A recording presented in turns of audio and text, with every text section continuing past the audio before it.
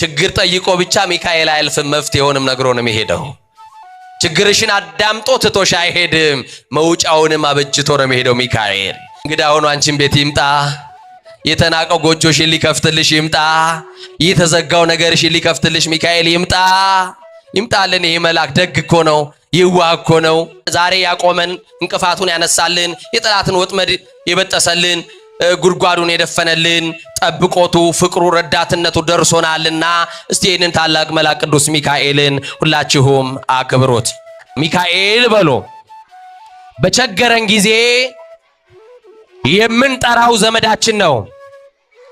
ሚካኤል በጨነቀን ጊዜ የምናለቅስበት ጓደኛችን ነው።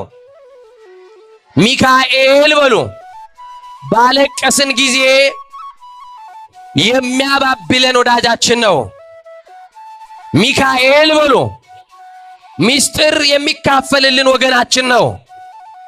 አልጋ ነጠፈልን አስታማሚያችን ነው። ስንወድቅ ያነሳን ነው በሉ። ከእስራት የፈታን ነው በሉ። ጥንት ጠላታችን ዲያብሎስን ረግጦ ቀጥቅጦ ያስገዛልን ሚካኤል ነው። ደስ ይበላችሁ። ሰናይ ለሰብ ወታዛዚ ለሕዝብ ሚካኤል በቸገረን ጊዜ የምንጠራው ዘመዳችን ነው። እግዚአብሔር ከኛ ጋር ነው በሉ። እግዚአብሔር ከናንተ ጋር ከሆነ ጠላት ያስፈራችኋል ወይ? እግዚአብሔር ከናንተ ጋር ከሆነ ማጣት ያስፈራችኋል ወይ?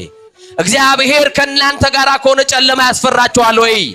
የትኛውም ድቅድቅ ጨለማ እግዚአብሔር ከኛ ጋር ከሆነ እናልፈዋለን። እስቲ እናልፈዋለን በሉ።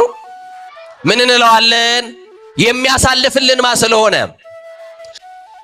እንደው ከትከሻችሁ ላይ አልወርድም ብሎ የተጣበቃችሁን ችግር ሚካኤል ያርግፍላችሁ። መድኃኔ ዓለም ከትከሻችሁ ላይ ያለውን ነገር ሁሉ መከራውን ሁሉ ያውርድላችሁ። ይሄ ግን አልወርድም። አረ አትወርድም ልጄ? አዎ አልወርድም። እንግዲያውስ እስከምችለው እሸከምሃለሁ አለ። ማን ይሆን የተሸከመን ወገኖቼ? ማን የተሸከማችሁ?